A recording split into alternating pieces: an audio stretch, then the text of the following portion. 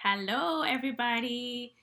Thank you so much for being here with us. I'm really excited tonight. I feel like a little kid whenever we have these readings. I'm like, ooh, they're gonna share their work. I've been privy to it, and so now we're gonna share it with you. I have to say, this lovely anthology is quite the anthology. And I want to remind all you teachers out there that this is a good thing to use when you're teaching.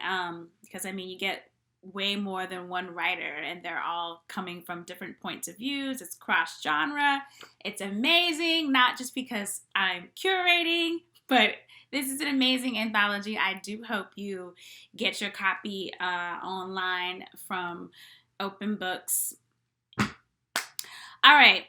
First thing I want you to do before you settle in is I've been really missing the whole in-person writer thing. I fully support Zoom and all the other wonderful things we're using technology wise, but those of you who know me, you know I'm old school anyway. I'm so old school even when we weren't confined to our boxes. So, what I'm going to request of you is while you're out there, please still clap. Um, please still feel free to be involved as if we were sitting together. I miss sitting together. I miss looking over at some of my other writer friends saying, "Did you see that? Did you hear that?"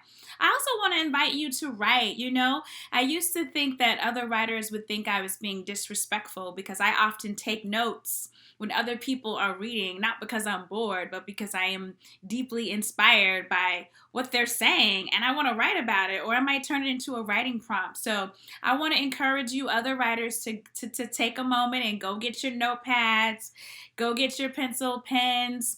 I really want us to suspend the belief that certain things are happening outside of our boxes and try to dial into what's happening right now, which is us for this brief moment in time. So I am going to get to it. First up is Michelle. Michelle Goodman's work is an open-ended buffet of laughter and tears. Her nonfiction can turn a list into an article, into a sermon, into a spell, into a nightmare, or blurred waking dream. Michelle. Wow, that was amazing.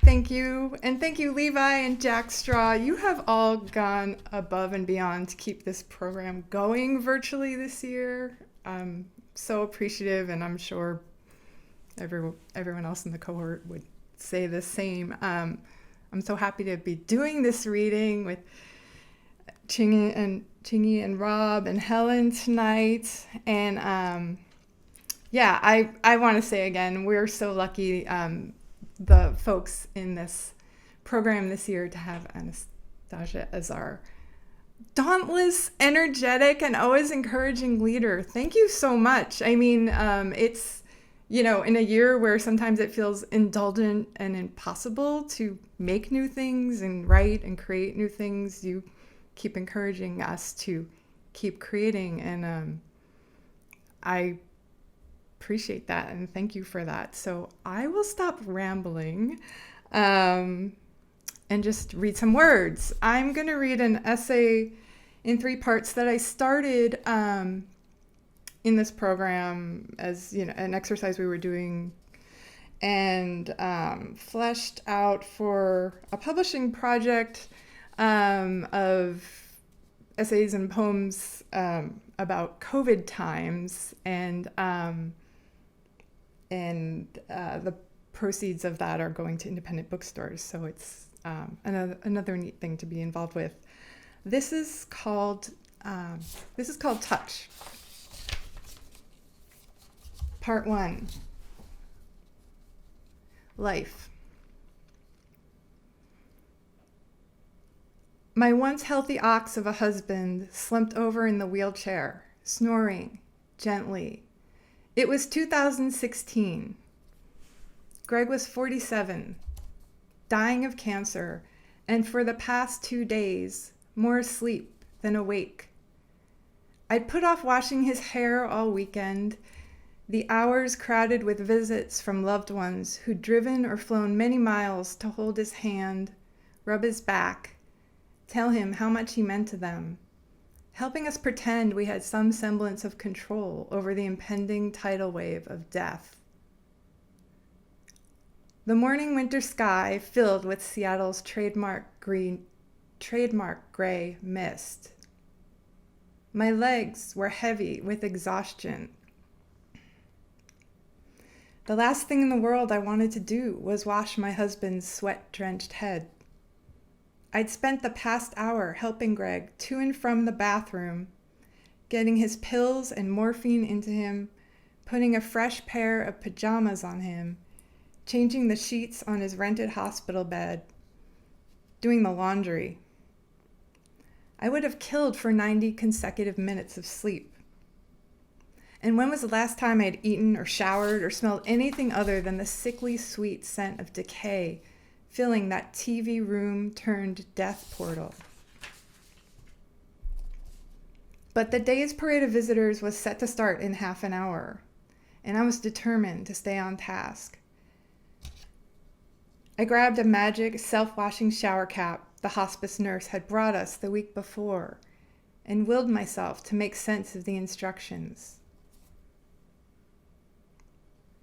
Place the cap on the patient's head, massage for 2 to 3 minutes, and voila, clean hair, no rinsing or toweling off needed. The baby blue plastic packaging listed only 2 ingredients: aloe vera and rubbing alcohol. I wondered if self-washing shower caps worked as magically as the packaging claimed. Perhaps the hospice center didn't give a shit if the dying were left with shampoo residue in their hair. They were dying, after all. I made sure Greg's wheelchair brakes were locked and then stood behind him. The sound the shower cap wrapper made as I tore it open awakened him, the way our dog would stir from her bed when I opened any food packaging in the kitchen that sounded anything like a dog treat bag. As I fit the shower cap onto Greg's scalp, he lifted his head off his chest, struggling to hold it up.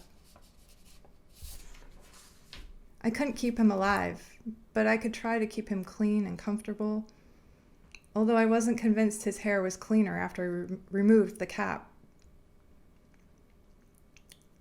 Sorry, let me do that again. Although I wasn't convinced his hair was cleaner after I removed the cap, it had the illusion of cleanliness, or at least freshness. The somewhat antiseptic scent of the gooey aloe and alcohol combination preferable to the tangy, bitter smell of perspiration. "Are you going to cut my hair now?" Greg asked, confusing me with the friends scheduled to give him a trim later that week. I bit the inside of my mouth, willed myself not to cry. "No, baby, I just washed your hair," I said, tracing one of the damp, overgrown curls creeping down the base of his neck with my index finger. My husband's chin fell onto his chest. He'd already fallen back asleep. Part 2, Death. The next morning, Greg was gone. No breath, no heartbeat, the pulse oximeter I purchased at the drugstore weeks earlier showing no signs of life. Unsure what to do, I called 911. Paramedics and police soon crowded our TV room and confirmed what I didn't want to be true. Someone turned off the humming oxygen concentrator in the hall and removed the nasal cannula from Greg's face. "Please don't take him away," I pleaded. "The hospice told me I could keep him home for 24 more hours. Please, don't take him." No one objected.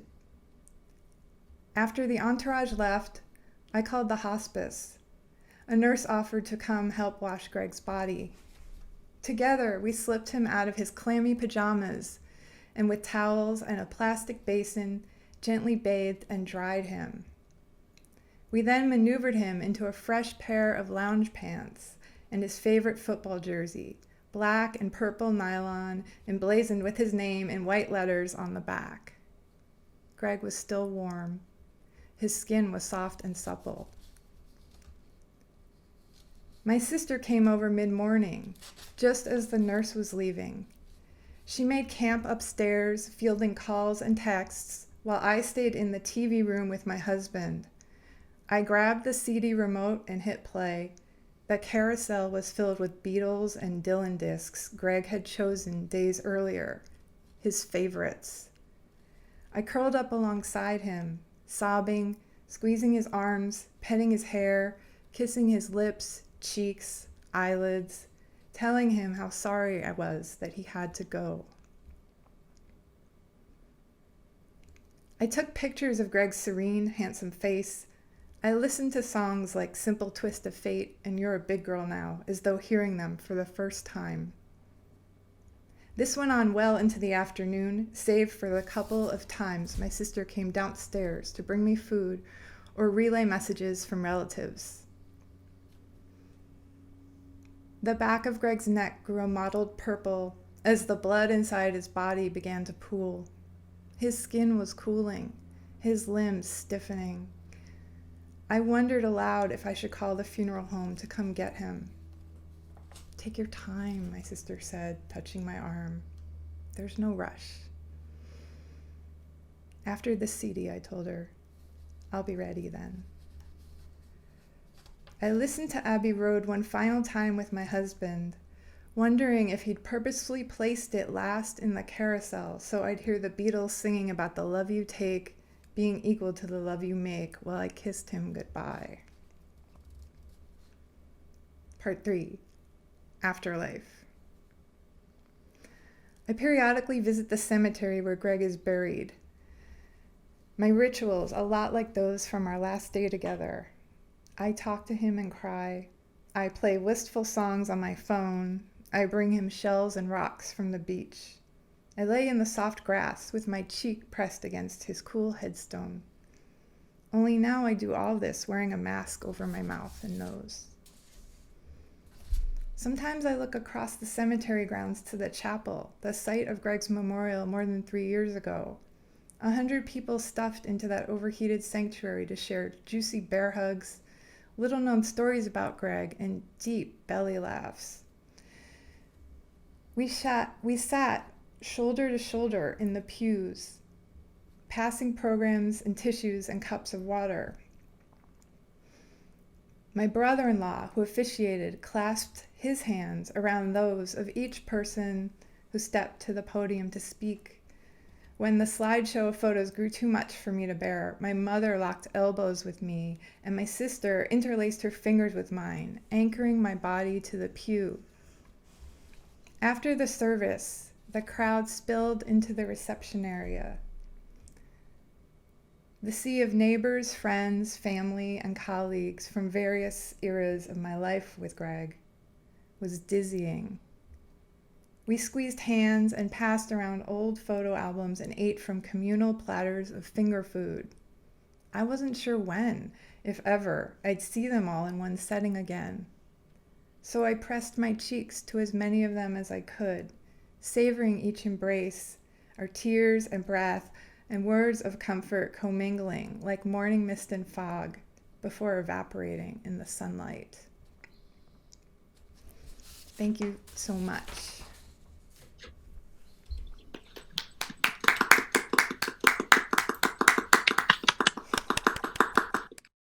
Ching-In Chen's work is an amalgamation of witness and meditation. Their work invites us to unlearn slowly, and the takeaway lessons are gorgeously haunting. Hi everyone. Thanks for being here. Thanks for being here with us. Thank you, Michelle, for that witness. And I have also had difficulty focusing on writing or reading or long extended anything. So it's been really useful for me to have the mantra of staying present, and like in meditation, focusing on the breath, and kind of making do with what I have. And one of the things that I have been really grateful for is this writing community, and our curator Anastasia as a grounding point, as a writing community I can be present with. So a deep thank you. And a lot of these hybrid writings that I'm going to share come out of that space and also from some prompts that have been shared. Okay, and this first piece that I'm going to share is actually 15 really short pieces that accumulated. I think a lot of the prompts that we've gotten have had some type of numerical constraint. So that's where that comes from. And it is in the Jack Straw anthology. One introduction. A blue pebble rinses in bowl. We wonder where it came, why it sang during the quiet hour. Two transformations. No stones rise and wail. We wait to float, breathe underground. These motionless hours, you break and gain, each wind and tumble, each fall and dawn. 3 nights. In a song, the stones float. The breaths wait and ground. The minutes break and slip into next. Do we know how long to hold this break, this breath apart? 4 stones. What we couldn't rinse down quiet into this wailing dirt. In a tear of the next slipping skin, under surface you broke again for honey. Instead, received the white of an egg, asked to make do. 5 fingers, a make-do blue surface, an exempt sky. What comes with sweet but a slow-moving animal crouching in sand? What raises morning but stretching towards a red winter? No hidden corn, no grainy bushels. 6 bites, where we hid, no turning back, no night relief. You might have seen a flash and thought you saw salt. Might have seen what you thought was sky become lash. All we want is to push and crave, to taste a bit of the shell under our tongue. 7 holes. The tongue became container to catch what fell cracked from sky. What came through as dry and small bodies slipping through nets perfect. 8 days. We fell dry, contained in nets placed under tongue. We wet and turned, flashed and salt. We cracked and blew. We small and body become pushing sky. 9 tongues for each blue, each small, each push, each dry. I asked for a thread and received an eye. I asked for sugar. In the morning, a body made of muscle and wet, crystal and onyx. 10 mornings. 10 bowls with rising grains, next to fire, next to ash, ask us to listen and learn what each stalk composes. 11 revisions. Once upon a time, when I was myself, I asked for thread, received sugar in the eye. I rose the grain, turning the salt blue. I push the tongue small. You always ask me what I mean. You want a song housed in a bowl. You want to listen to fire. Who composes a wet response? 12 compressions. Once myself, asked thread for eye, received grain for blue. Small you, what I mean. A song in a bowl, fire who composes wet. 13 leaps. Asking doesn't mean you sing. Asking doesn't feed you thread or grain. A blue bowl in fire. 14 eyes. Rinse thread in a bowl. grain pebbles in the fire. Out of the sky, an hour rising from sweet. A wet winter, I composing a morning, a red flash of breath. 15 threads, a minute in each mouth, a blue between each eye. A pinch into bowl, another small tongue, another wet note. Who wanted the fire? What received the night? I'm just going to read one more piece that's multi-threaded, and this is also from one of the prompts. And I'm going to read each strand separately and then together. And there's a line in there that is from a song by Mitski called Nobody. And the line is, did its people want too much too? Desert. In the green sea, you barter with eye and ear only in the first light. They who grow aqui as blue as the water used to be in the middle of the market. A voice opens like a bell between open and close, singing, did its people want too much too? The first time we heard the question, we wanted to leave this dry dust. We wanted to turn our heads away from the sound of copper. The voice grew a crowd calling to this skin and that. Over time, the traders waited for the voice to unlatch the door, for others they had never seen with shimmering fabric to gather, for everything to occur in the span of a throat. You never asked for much, even an open shell or a metal song. We first wished for you to exit, and then we offered soup, a thimble of coffee, a city of homegrown vegetables. We felt your desire to leave in our bones. And we worried in the green sea you barter with eye and ear. 9 days. Quarantine flowers mask up blooms and sing behind window. Limited Sunday audience of sunray and light rain. A neighbor in the next porch claims a thief to wave hello. Since the lonely still make friends, still making little library friends who lost their jobs.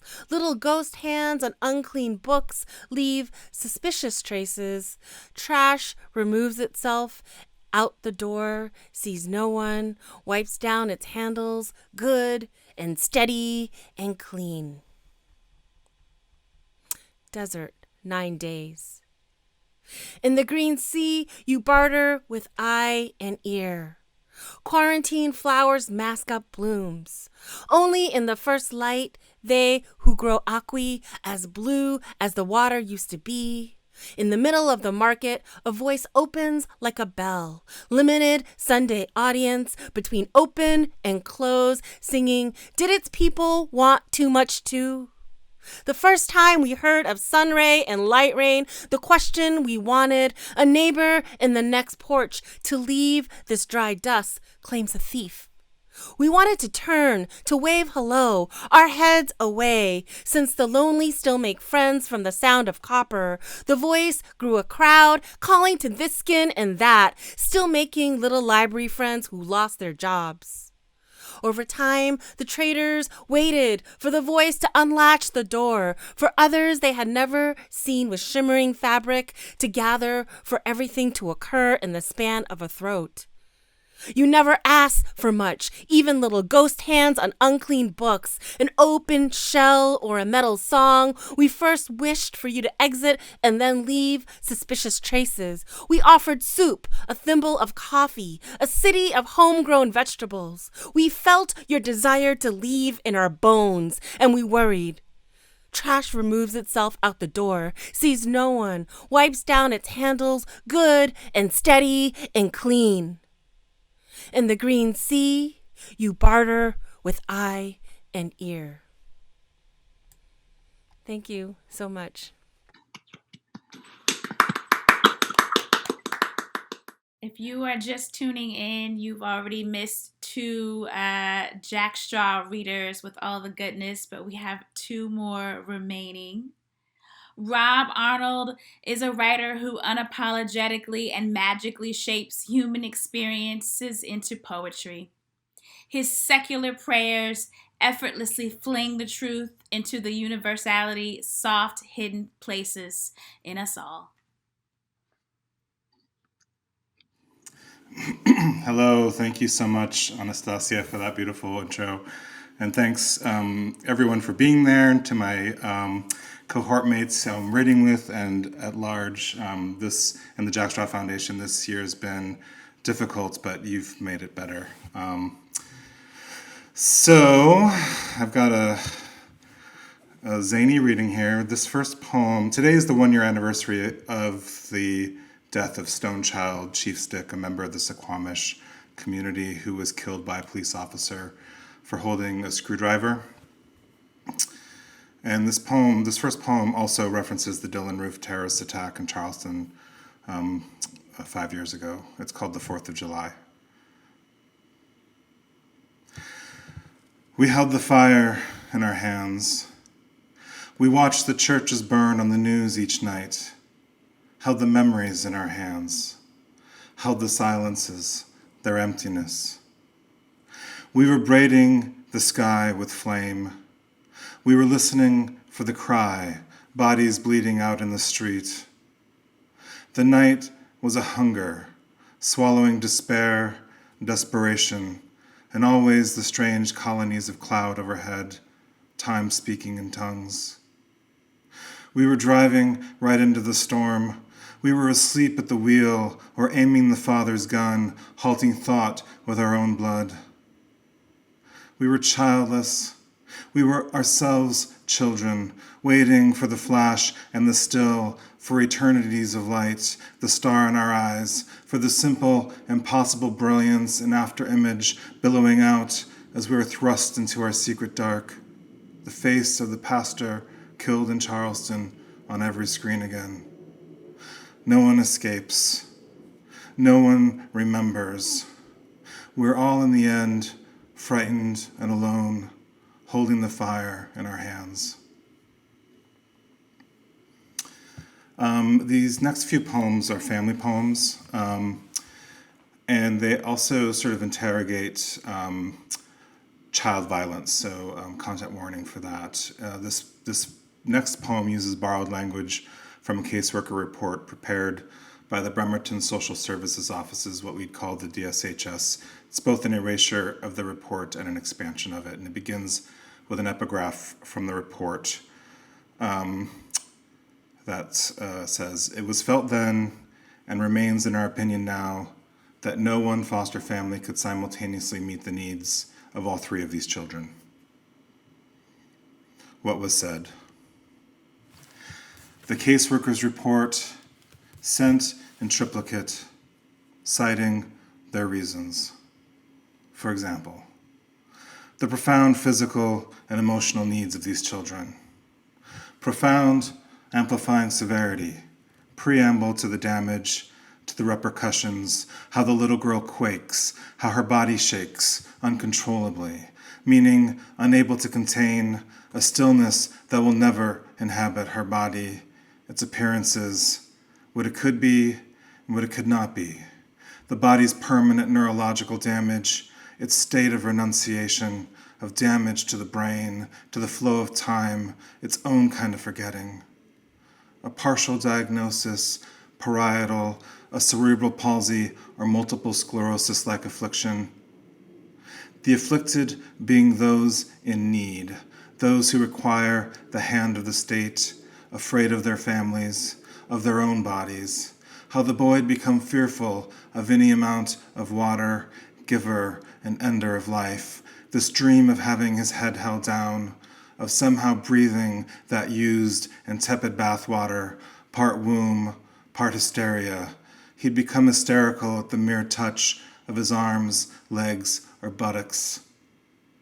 Years later, the massage therapist will ask, "Is this scarring from an accident?" And the man will answer, It happened when I was a child. The child who stared into space, hid behind chairs, who one could easily describe as a vegetable. Conversely, a pile of meat, insensate, unresponsive. It is still his default mode, a body memory of the incredible physical abuse of the past, unable to be held in the mind, like his entire being, so meager, so frightened to be noticed, because noticing is recognition, a reckoning, a chain reaction, how he reacted almost violently to kissing or smiling up close with teeth bared. And what does this do to his own smile?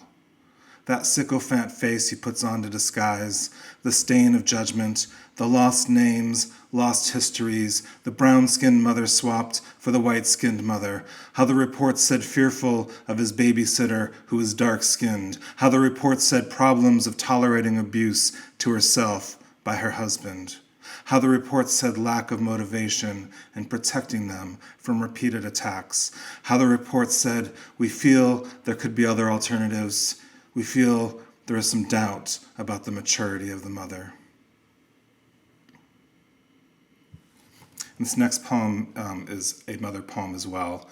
And it posits language as a kind of immortality, and it riffs off the physics of sound, and but you don't need to know that. It's called A Resurrection. And this is also in the anthology as well as the previous poem. So do pick that up. A resurrection. Words formed in the mouth as vibrations in the throat, as thoughts made external, propelled through air, from neuron flare through electric hum, as when, as a child, you fingered the light socket by mistake and felt a kind of cosmos burning through. Whole body sparked with fear, with the amp and the frequency, until you heard your mother calling your name. Her gentle voice, vocal cords fluttering and contracting, stirring the ether between you, the cochlear cave of the ear, and becoming recognition, a reassurance, a blush in your brain, emotion framed by aural pulse, a wave that now, years later, still flows outward, unbodied, molecule exciting molecule, until at last it rejoins, like your mother's body before it, the universal flame. As radiant and fleeting as this din of recollection, which is something like the soul returned, something loosed from time, from simple consequence. Though her face is fogged, though no longer her nor hers are these words you could shape on your own lips, with your own tongue, to reconstruct for a moment her body, which had turned to featureless ash, which is the last small dust of her voice crying out amidst the living and the dying of the world. And I just have one more poem. It's in multiple parts, sort of threaded together. And thank you so much again for listening. And there's a lot of intensity in these poems, and so thank you for bearing with me with that and bearing witness to that. And also huge thanks to my fellow readers. You all are completely wonderful, and I'm humbled to be here with you.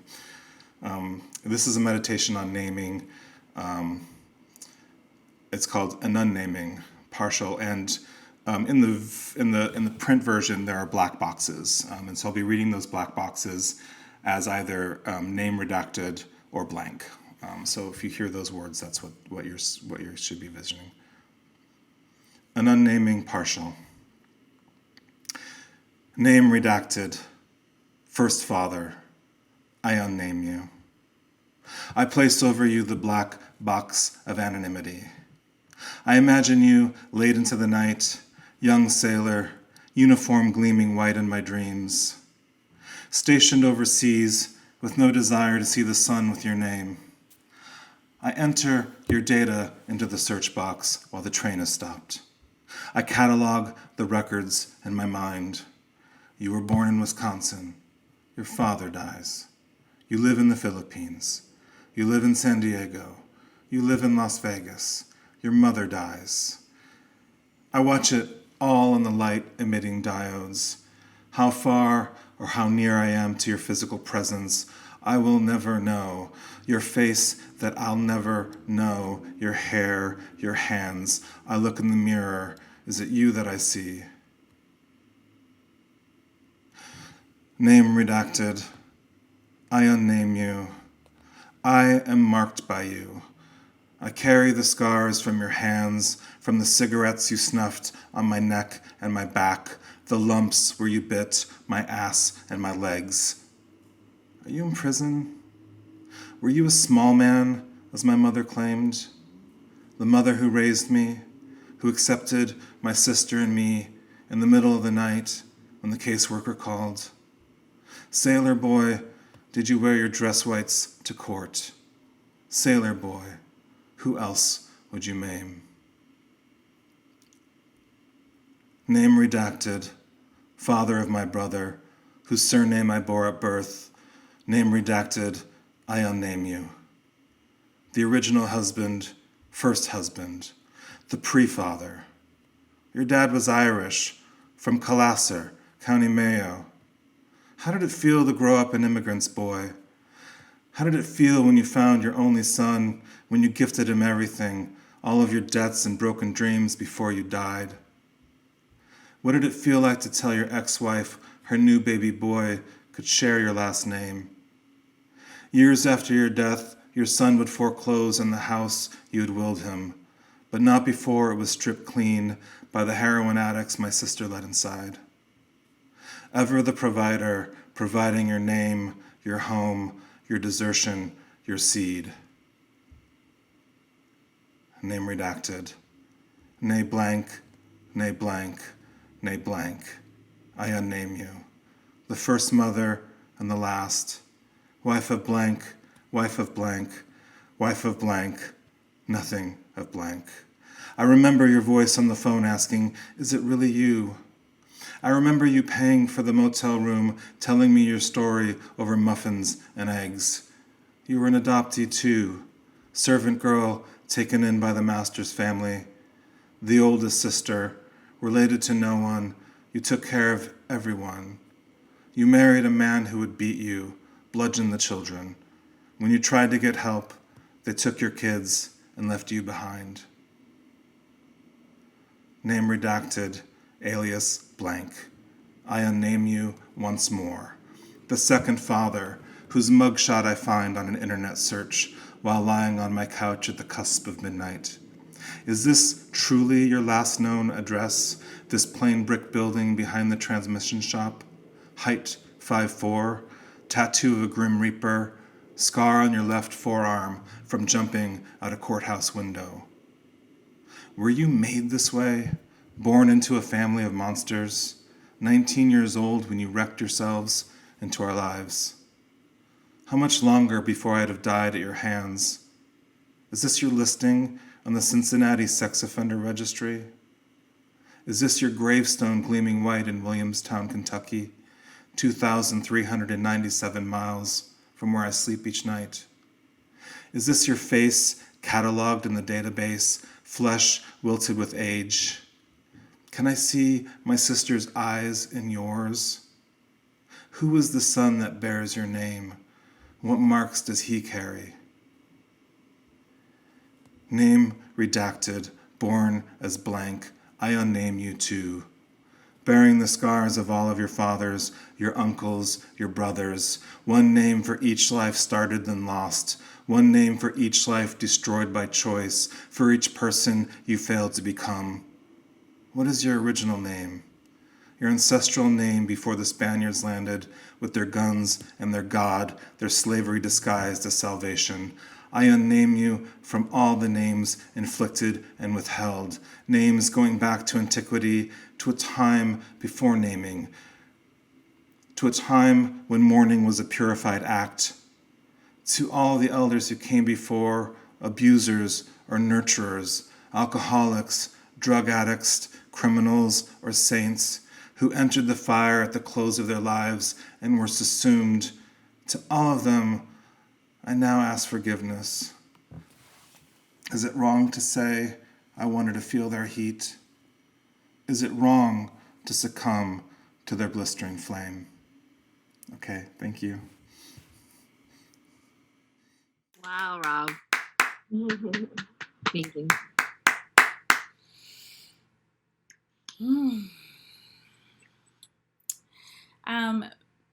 Before we move on to our final Jack Straw reader, I just want to take an opportunity to thank you, Jack Straw, for allowing me to curate such a phenomenal group of writers in this space.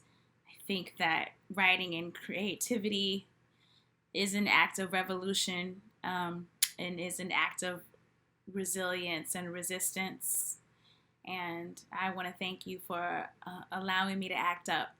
This is one of the ways that I do that. And I'm grateful for all the writers that read at our last reading, the writers that are reading now, and the writers that are to come. I also want to show this handy book once again. Open books plus this anthology equals a gift. You should go get one for yourself and someone else. And I am excited to introduce our final reader, Helen K. Thomas. Helen K. Thomas is a masterful writer who writes about the world of the Black girl who isn't quite aware of the magic she owns. Helen's work tugs at the young adult in us all and reminds us heroes show up in the most unexpected places. Thank you so much, Anastacia. Hi, guys. Let me start. I am grateful to be able to bring my work to you tonight and share this virtual stage with my fellow Jack Straw cohort members. Like Anastacia said, I write YA fiction, and tonight I'll be reading a short story about a girl who's trying to hide from her feelings and realize that that's just not going to happen. Some of my favorite books to read as a kid, when I could find them, were stories about Black teens like me, dealing with all the mundane and extraordinary things that they faced every day. And so these are the types of stories I love writing for young readers today. I hope y'all enjoy. Naya heard somebody calling out her name. She put her head down, ignoring them, and kept walking. She wasn't in the mood to talk to anybody. She was hoping that whoever it was would assume she had music blasting from her headphones or had really bad hearing and get too embarrassed to continue yelling her name. They were in the downtown library, and nobody was supposed to be speaking much louder than a whisper. A couple seconds later, though, a hand settled on her shoulder, and when she turned around, she came face to face with her best friend Prosper, grinning down at her. Even though they'd barely talked to each other for almost a month, standing so close, Naya could already feel her center of gravity being tugged toward him. This was exactly why she'd started pulling back from her in the first place. She hadn't known what to do with her feelings for him. It was better to sequester herself, figure out what was happening and how to bury her feelings back underground. But here he was now. "Hi," she said. "What are you doing here?" Prosper slid his hand up and over his low fade, breaking eye contact with Naya. He shrugged, told her he was looking for a couple books for a paper. She squinted at him. She could tell that he was lying because why would he be skipping school just for that?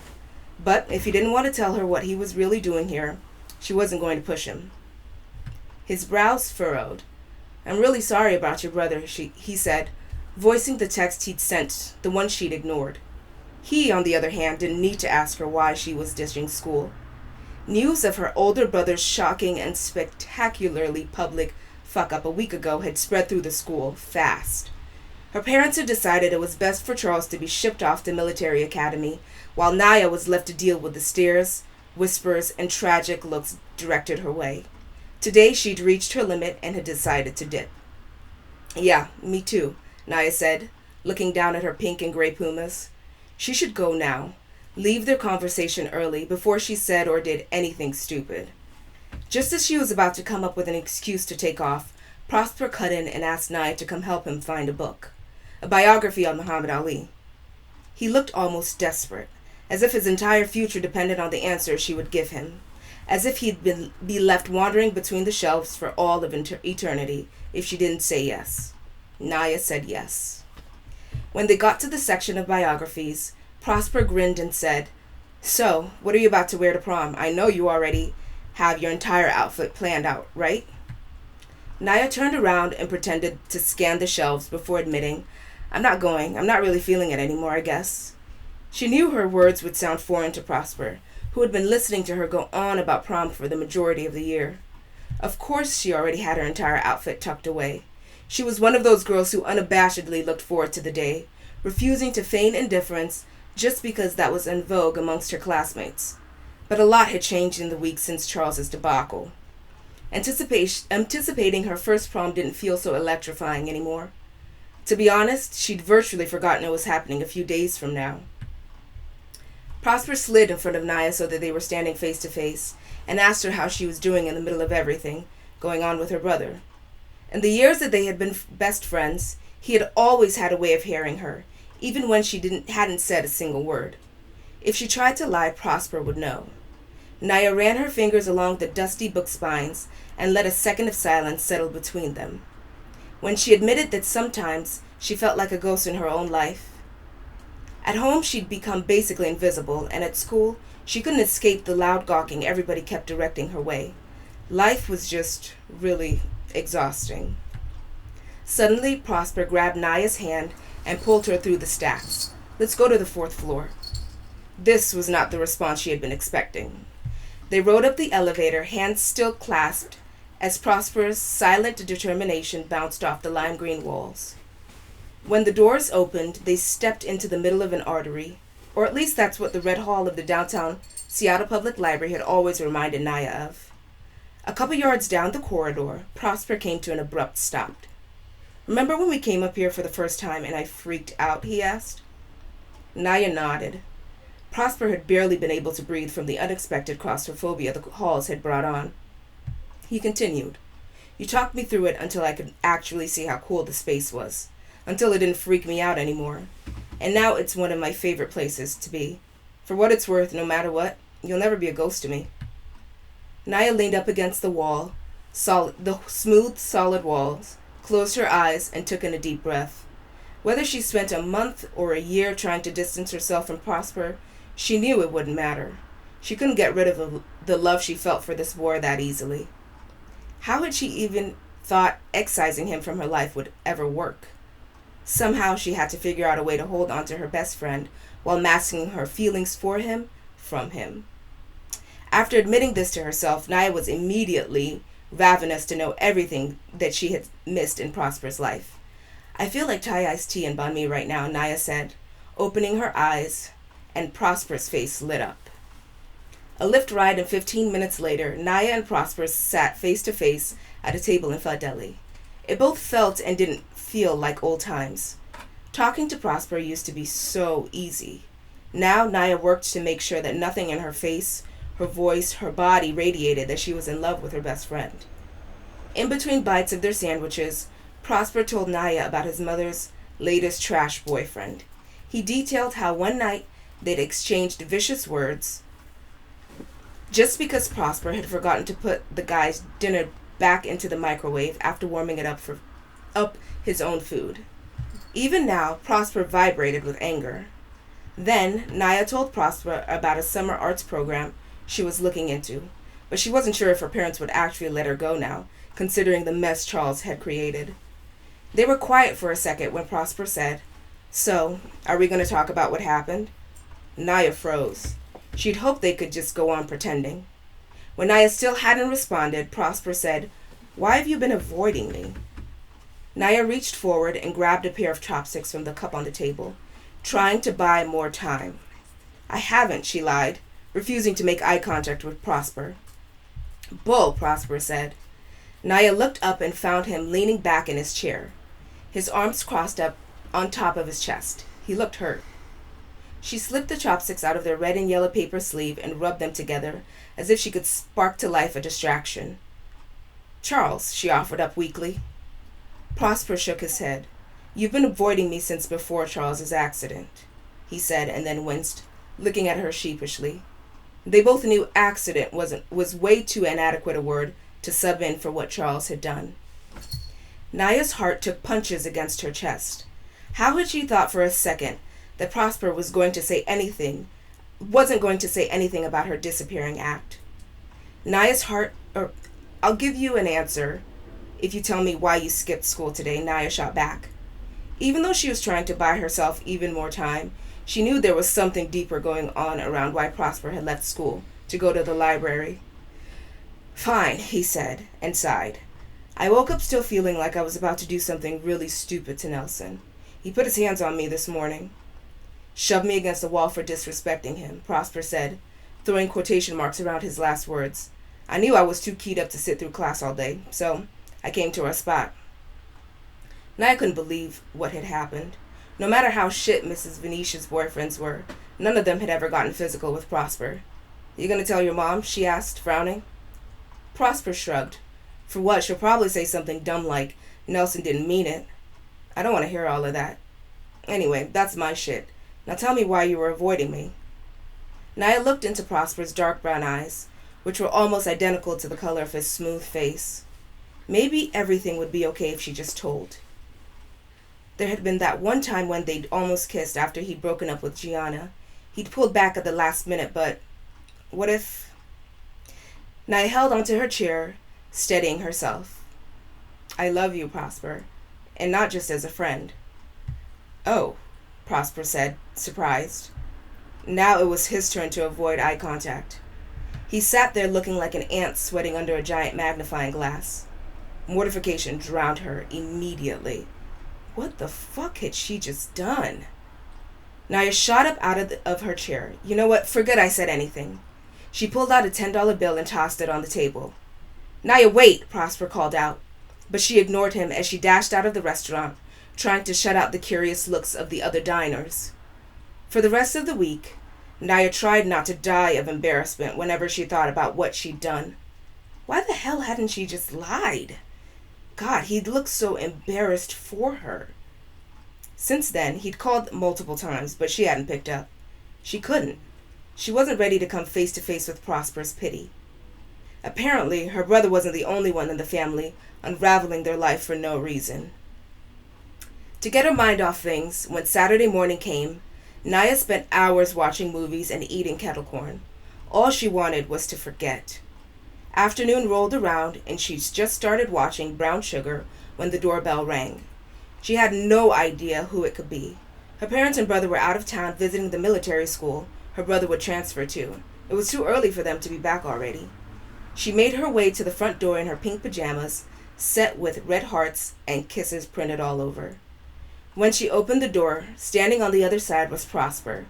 He was wearing a fitted navy blue suit, a black tie, and it sported a fresh lineup.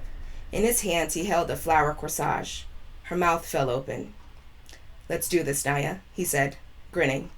Thank you.